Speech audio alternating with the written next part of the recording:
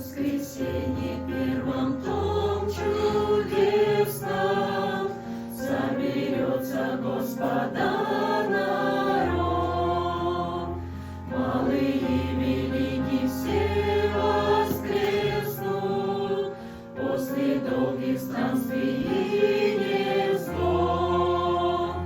Воскресенье значит нету ночи, и не надо темноты бояться.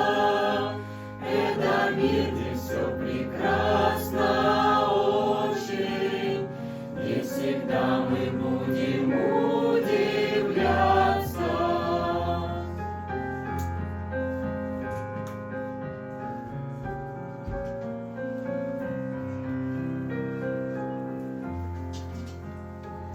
Это мир, где нету злых сердитых, где любовь зальет сердца до края, где дороги к счастью все открыты.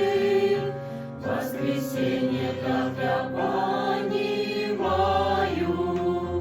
воскресенье значит нету ночи, и не надо темноты бояться.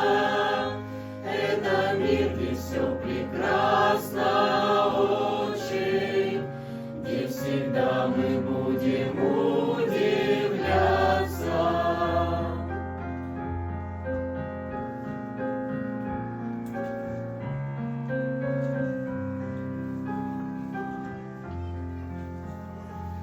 Воскресенье значит гроб не нужен, папе, маме, также детям милым. Это значит, что никто не нужен, голову склоняя